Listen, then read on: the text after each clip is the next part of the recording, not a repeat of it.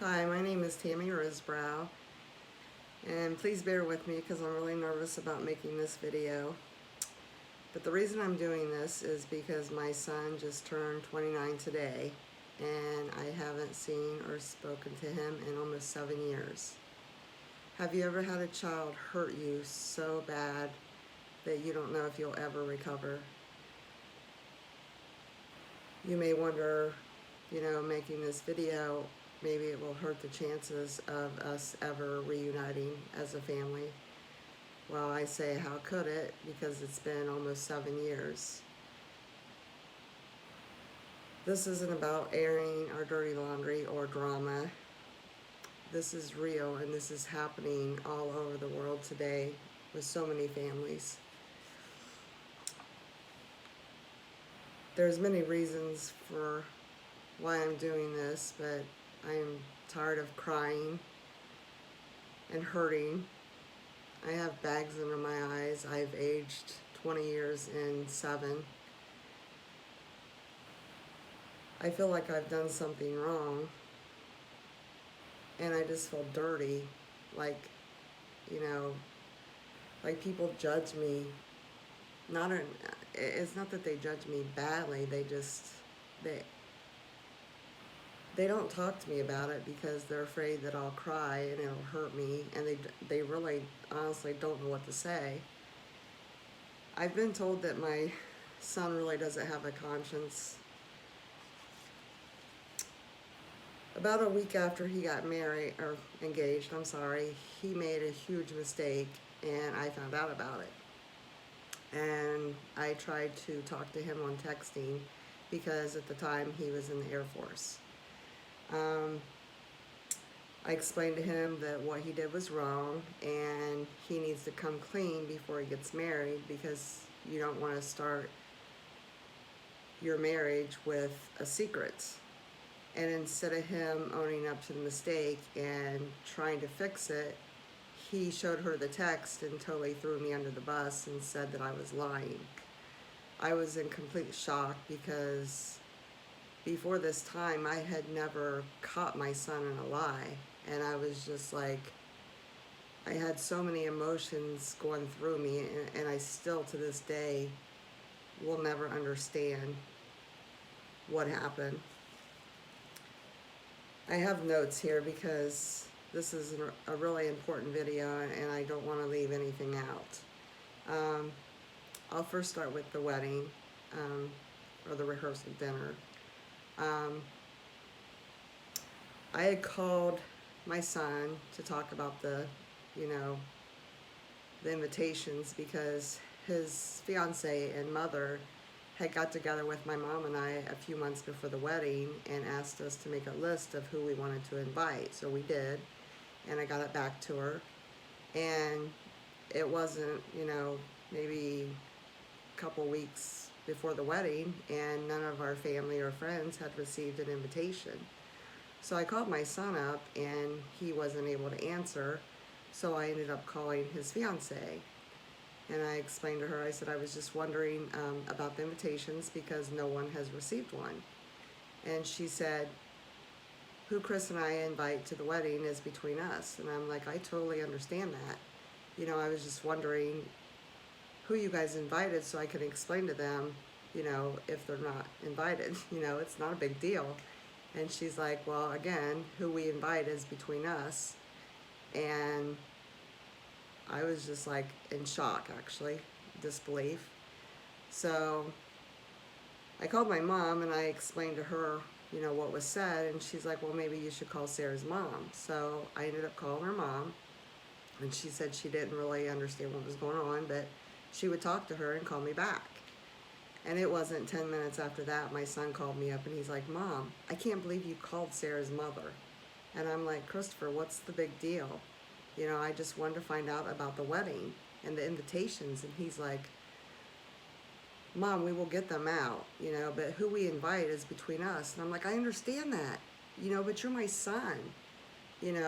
I want to invite my friends and my family. I want them to see you walk down the aisle. This was an exciting time for me. You're my firstborn son or child, And I'm like, and this was wrong of me. I'm like, why is Sarah being so bitchy to me? And he's like, she's not. And I'm like, yes, she is, Christopher. She talked to me like I'm, you know, I'm this worthless person, you know. And he's like, well, I'll get you the list or whatever. So I ended up a few days later. I tried to call Sarah, and it wouldn't ring, like it wouldn't connect. So then I tried to text her, and it wouldn't send. So then I got on Facebook and I tried to message her, and I was blocked. And I'm like, okay, this is great. So that following Sunday, we come out of church, and my daughter says, Mom, you're not going to believe this, but Christopher's dad and stepmom is in charge of the wedding. And I'm like, do what? And I was in shock because I raised my son. I was a single mom with him. I raised him, and I financially supported him almost 100%. So my son explained to me that Sarah was upset with me because I called her a bitch. And I'm like, I didn't call her a bitch. I asked you why she was being bitchy. There's a big difference. And he's like, same thing, Mom. And I'm like, no, it isn't. It's a big difference. I made a mistake. I shouldn't have said it. But, you just don't stop talking to your family because of that. So anyway, we go to the rehearsal dinner, and Christopher's stepmom comes up to me, and she says, you're paying for your dinner. And I'm like, no, I'm not. And she's like, yes, you are. And I'm like, no, I'm not. And she's like, you are. And I'm like, okay, whatever. So after dinner, the waiter came up and handed me the bill. And I'm like, what's this? And he said, this is your bill for your food. And I'm like, I'm not paying that. And I pushed it back. And Christopher come up and he goes, Mom, why are you doing this? And I'm like, doing what, Christopher? They agreed to pay for the rehearsal dinner. I'm your mother, and your sister Cassie is in the wedding. So then his stepmom gets up on stage and talks about what an amazing son that he is and how proud she is of him. I didn't get to say anything, and I was so hurt. I started crying. We left the rehearsal dinner, and I wasn't going to go to the wedding. But my family and friends talked me into going, and I went. During the mother-son dance, my son got emotional and told me he was so sorry for hurting me. And I'm like, Christopher, it's fine. And he's like, Mom, I'm sorry, I'm such a disappointment. And I'm like, you're not a disappointment. I'm so proud of you. I love you so much. If I would have known at his wedding was the last time I would have seen him, I would have never left. I wasn't the perfect parent, and I made mistakes, as we all do. And I know at the beginning I did some crazy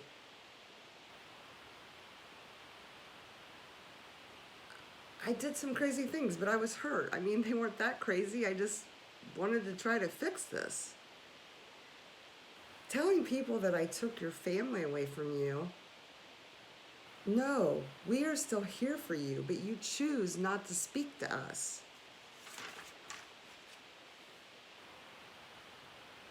Do you ever tell your wife and her family who took care of you as a baby? When they said that if you lived, you would never walk, talk, or crawl? How about staying up all night with you when you were sick and vomiting, and, when you broke your leg or the surgeries on your mouth? Did you ever tell them that I never missed a basketball game, baseball, soccer, or a cross-country meet? How about the concerts, where you played the violin and the saxophone that I paid for? Oh, and let's not forget dance classes, the ones that you didn't want to take, but you actually did a really cool performance at your wedding. How about those birthday parties and the Halloween parties, the skating parties, all those things that We did every year. How about all the years of camping? Every single weekend, we took you and your friends camping. How about the trips to the water park in the wintertime? Oh, I'm sorry. You said that was my job. It wasn't my job to do that stuff. My job was to support you until you were 18 and buy you what you needed. I did those things because we loved our kids. We lived for our kids. We still live for our kids. Did you tell them that I made sure you had 3 meals a day and snacks on the table when you came home from school? Yes, you hated to eat. You wanted to eat junk like all kids do. But that was my job as your mother, to make you eat, Christopher. You know, you think I enjoyed hollering and screaming at you to get you to eat and to brush your teeth and to take a shower? You know, that was my job. If I wouldn't have done my job, I would have been a bad parent for not doing my job. Did you tell those people how you broke your little sister's heart? She was 14 when you got married. You missed out on everything, Christopher. Her sweet 16 birthday party, you know, her life. Her school dances, her homecoming, her prom, her graduation. She's 21 in April. You've missed all those years. You were not only her best friend, she loved you so much. She thought she was gaining a sister and she lost a brother.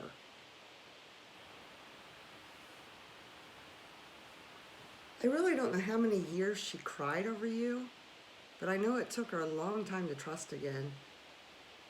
She has such a beautiful heart. She's a God-loving young lady who loves everyone. And you broke her. You broke her, Christopher. Over what? What was the reason? How about your big sister Kylie? You guys were so close in age. You were the best of friends. Your friends and her friends, you guys all did stuff together. Those were wonderful memories. Or were they just bad? I don't get it. How about your sweet little nieces? You know, Cheyenne doesn't remember you, but sure, Dakota does. Dakota's 11, and she still asks about her Uncle Chuck. I don't understand it. You don't even take her phone calls. She's 11. I don't get it. Oh, your grandparents. They have loved you since your very first breath. You were like one of their children to them, Christopher. I was a single mom until you were 4. And we would go there almost every night when I got off work. Do you even care that they still cry over you? You know, Grandpa's 81 and has cancer, and you could care less. Your grandma was in the hospital a couple years ago, and they thought she had cancer again. She was laying in the bed crying, and I'm like, what's wrong, Mom? And she said, do you think he'll come to my funeral if I die? So I sneak her phone, and I try to call you. No answer, of course. And then I try to call Sarah. She hangs up on me. So I try to call her back, and I'm blocked. I don't get it. Yes, they told you not to come around until you start respecting me, because they know that I was a great mother to you, and I gave you the world. You know, they think that they made you work too hard. I'm sorry, Christopher, but Grandpa was trying to teach you about life. You know, driving a combine and a backhoe doing stuff around the farm, they wasn't trying to make you work for free labor. They were trying to teach you. What about the dad that raised you? You know, he still calls you every single day. Well, he sends you a text, I'm sorry. And tells you he loves you. And no response. In years, no response. You know, when a mother doesn't see their child for a while, and they drive a couple hours to see them, that's not stalking. That's a mother missing their child. What about the time I drove to Dayton, to the Air Force Base? Yes, I know that was embarrassing, but how do you think it was embarrassing for me? How do you think I felt knowing you were in the next room and you refused to see me? You know, your sergeant apologized to me. It was emotional and said in all the years he's never known of a child not to speak to their parents. I was so embarrassed, Christopher. You know, if I would have taken my friend with me, I honestly think that would have been my last day on earth. And the only reason I'm not crying is because I've been on antidepressants. They help a little bit. But every day, all day long, you're always in my thoughts. You're in my dreams. My brain never stops. Wait a minute. You say I'm controlling. When you needed money for gas or food, who had your back? What about the $300 a month I paid for your car insurance because you had speeding tickets? Or the $120 I paid a month for your phone bill? That wasn't my job, Christopher. I paid those things until you were 22 years old. All the late night trips I made to the video stores when they would release a new video game at midnight that I paid for.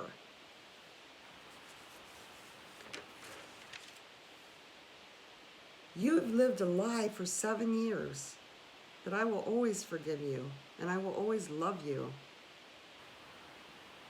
Not once has your in-laws or your wife encouraged you to fix this.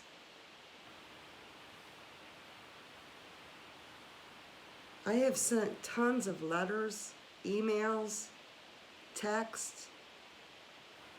I've tried everything with no response. Nothing. When this first happened, I heard people say, just giving time, boys will be boys. This happens sometimes when they first get married. And then I heard, just give it to God. I tried giving it to God. I still try to give it to God. I beg and I plead for him to take the pain away. But it's not working. I wished it would work. I wished I could forget about you. But then I hear God say to me, don't give up on your child, because I would not give up on you. So how can I give up on you? They say time heals all pain. Whoever said that has never had a child hurt them. It hurts so bad.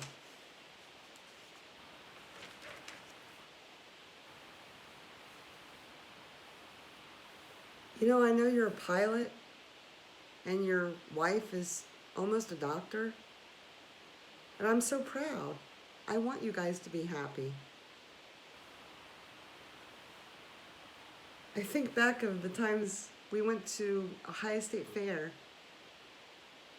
and you rode the helicopter. Yes, I made you pay for it. I made you earn money to pay for the helicopter ride. That's called responsibility. Wait a minute. Aren't doctors supposed to be compassionate? I'm not being a smart aleck, but that's what I've always heard. If your wife is a doctor, why isn't she compassionate? You know, I've told you this before. I could not love my husband if he didn't love his family, if he didn't love his parents.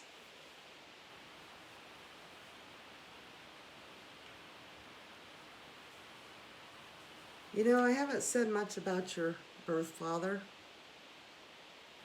And I did sometimes when you were younger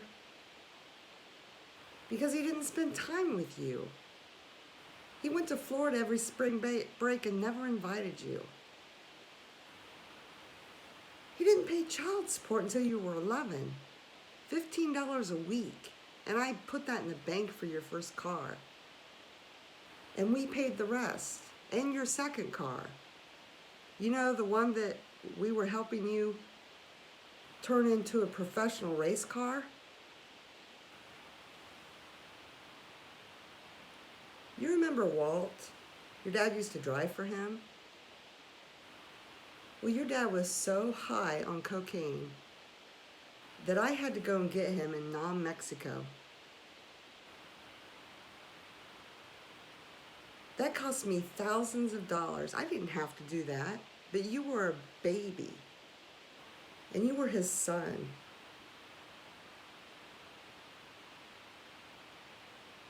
I had never flown before then, and I was so scared. I was terrified to get on that plane. So Grandpa went with me. And instead of your dad appreciating it, he said, "You're sleeping in my room." And I'm like, "No, I'm not. We weren't together." And he's like, "Yes, you are." "No, I'm not." So he grabs your grandpa by the throat and slams him against the wall and threatened to kill him and called him an effing pervert. Yeah. What about the time at your wedding? He got into a fight with your groomsman, 22 years old. Your dad's 20 years older than me and got into a fight with a 22-year-old boy.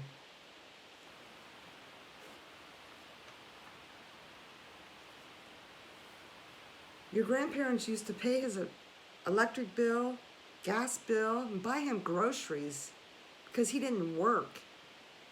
And they wanted you to have food and electric, cable when you went over to visit. For years I kept those secrets. He lost his rights, and I sat there in court and told him I would never keep you from him as long as he didn't do drugs around you. And his wife, she never welcomed you into their house. Your dad had to go to the Duke station in Waldo to give you your Christmas presents or sneak to our house. Do you remember those days? My dear daughter-in-law, until you've walked in my shoes, don't tell me how you would have been a mother. I did the best I could. Guilt? I'm not trying to make you feel guilty. I don't tell you things or have my friends tell you things to make you feel guilty. Shame on you. Shame on you for allowing this to go on for so long.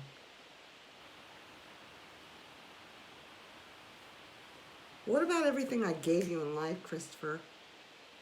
We had a swimming pool, a hot tub. You guys had mopeds and scooters and mini bikes.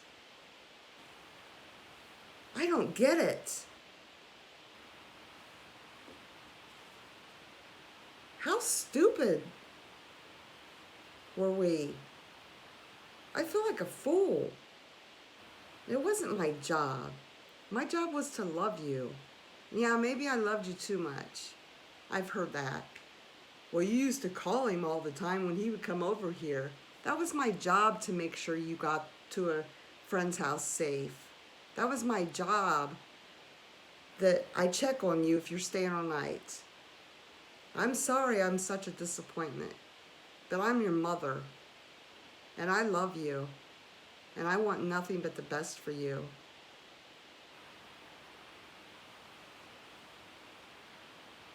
Happy birthday. It's been 8 or 9 years since I got to celebrate your birthday with you. Because you could go to Dayton to see your friends, but you can't drive home to see your family. You know, when you put on Twitter back 7, 8 years ago that I bitched when you come home, and I bitched because you wasn't home, I wasn't bitching. I missed my child. I was hurt. I'm still hurt.